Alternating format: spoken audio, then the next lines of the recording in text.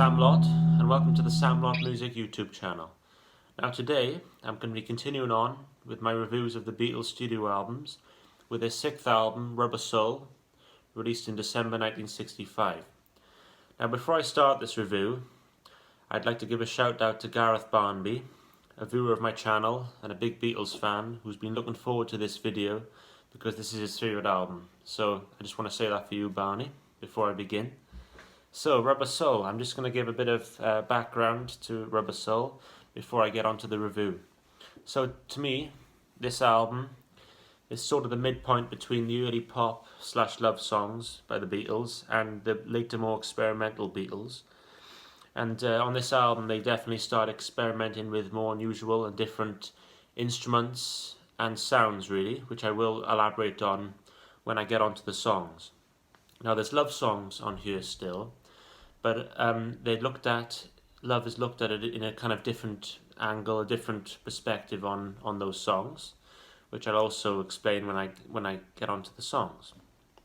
So, Brian Wilson of the Beach Boys, when he first heard Rubber Soul in late '65, he was smoking weed with his wife, his first wife, and he heard Rubber Soul and he was completely blown away by it, and he went to the piano and started writing songs for the next Beach Boys album, Pet Sounds, which I have by here, which was directly inspired by the creativity of Rubber Soul, and it was a big kind of step forward for the Beach Boys. It was when they moved away from the surf and car songs which they'd become known for, and Brian Wilson was writing more introspective songs and more mature love songs on that album.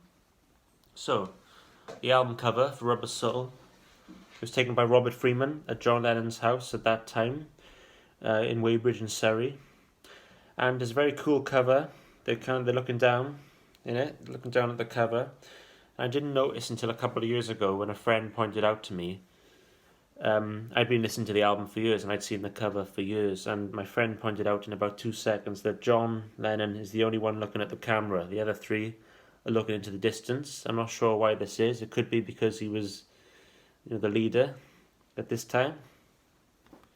But it is a very cool cover. I love the cover, and they're also pretty stoned on the cover, which is something else to note there. So I'm going to get on to the songs now. So the album opens up with Drive My Car, which is a fairly good song. It works well as an opening song. It's very up-tempo. Interestingly, written about a prostitute, with the lyrics on the chorus, "Baby, you can drive my car. Yes, I'm going to be a star. Baby, you can drive my car, and maybe I'll love you."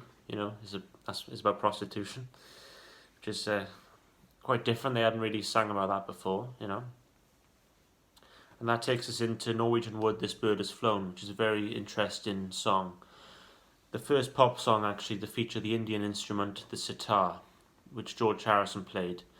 And as George explained in the Beatles anthology documentary in the 90s, that he'd first kind of seen the instrument, the sitar, and mucked about with it on the setting of Help, the Indian restaurant scene. It's a great song. I love John's vocals, and Paul joins him in the middle eight with this very nice harmonies. And the sitar on this song really works to a brilliant effect, and it gives a somewhat psychedelic effect to this song, really. And the sitar, the instrument, would be used a few months later on the Rolling Stones song Painted Black. Brian Jones played it. Moving along to You Won't See Me, written by Paul McCartney, about some troubles he was having with his then girlfriend Jane Asher. And it's a pretty good pop tune, and I especially like the middle eight, where the tempo kind of changes on the lyrics, Time after time you refuse to even listen, I wouldn't mind if I knew what I was missing. Right, that bit, okay. I'll try not to sing too much, But I really like that. It's a great song.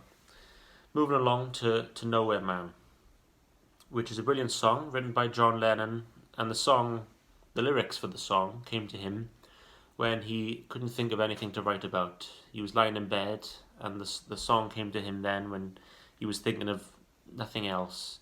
And the lyrics came to him, he's a real nowhere man, sitting in his nowhere land, making all his nowhere plans for nobody, right?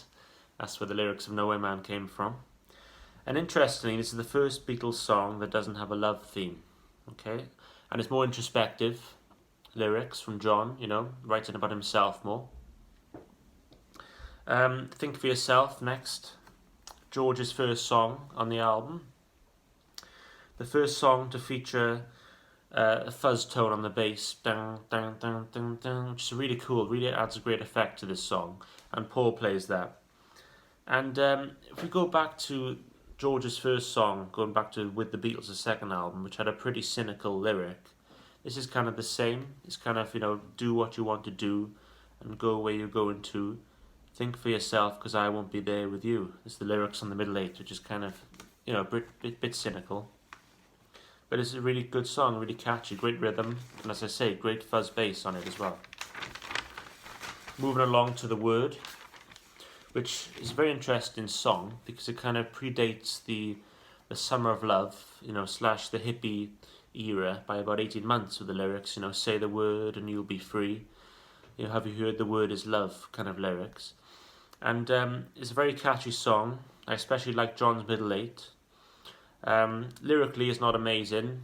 It's pretty straightforward, but it's the first time the instrument, the harmonium, is played on this song by George Martin, which is a nice effect on the song. It's a pretty good song overall. So next up, Michelle, a French ballad written by Paul. It's a pretty good song. He sings in French, très bien ensemble, which means these are words that go together well. And Paul wrote the verse, and John came up with the middle bit, the middle eight. I love you, I love you, I love you. That bit. So yeah, it's a nice song, very nice song, and there's a bass solo on it as well, the first time, which is quite interesting. So that's the end of side one. Moving along to side two with What Goes On, Ringo's vocal moment on the album, which is a decent country style number. And the interesting thing about this song, it's not my favourite song on the album, but the interesting thing about it is for the only time the songwriting credit is Lennon, McCartney, Starkey, Ringo Starr, right? But Ringo was asked in a press conference in '66 in America how much he contributed to What Goes On, and he said about 4 words, which is quite amusing. So moving along to Girl, which is definitely a step forward in a maturity in John Lennon's songwriting. It's more of a mature love song, definitely. There's very nice harmonies on the girl, that bit, and there's a intake of breath. It could be something to do with an intake of breath of marijuana by this point, And the last verse is fantastic lyrics. Was she told when she was young that pain would lead to pleasure? Did she understand it when they said that a man must break his back to earn his day of leisure? Will she still believe it when he's dead? Which is kind of, definitely a step forward from Love Me Do kind of love song, and kind of lyrics, Just going to take a quick sip of Coke before I carry on, okay? And we move along to I'm Looking Through You, which, again, written by Paul about some issues he had with his girlfriend Jane Asher. It's a very good song, and there's a nice folkish acoustic feel to it. And by the way, there's a very good autumnal feel on this album. It's great for this time of year, for autumn. Moving along to In My Life, which John Lennon described as his first major piece of work. And yeah, I can see that definitely. There's definitely a progression in the lyrics and melody. There's a lot of depth on the song. And George Martin plays the piano solo in the middle, which was speeded up. For the first time they'd had speeded up piano. Which gives it a baroque feel, and it makes it sound like kind of a harpsichord rather than a piano, which is very intriguing. Moving along to Wait, which is a leftover from the Help sessions, and they decided to clean it up and record it for Rubber Soul. But it is a very good song, and it's very catchy, and there's nice harmonies on the song as well. Next up, If I Needed Someone, George's second and final song on here, and my favourite George song on the album, out of the two. It's inspired by the Byrds, the Bells of Rumney. The Byrds, the American folk rock group, and there's similar jangly folk rock sound to that song on here. There's 12-string Rickenbacker played by George, and I feel this is an underrated song. Great guitar work by George, and very nice harmonies on the song as well. So, moving along to the last song on the album, Run For Your Life, which has pretty harsh lyrics really on it. You know, it's about if the character John says about, if my girlfriend cheats on me with another man, I'd rather see her dead. And John Lennon said in his 1970 interview with Rolling Stone that this was his least favourite song that he wrote. And it is, as I say, it is pretty harsh lyrics. But George's guitar work, especially his solo, is brilliant on this song, and there's a great rhythm on it, even though I don't really agree with the lyrics. But there we go, that's Run For Your Life. So, Rubber Soul, overall, it's a brilliant album. It's definitely a step forward, and as I did explain, a midpoint between the early pop and the more experimental albums, which I'm getting to now. With the next album will be Revolver, which is, I'm looking forward to get to that.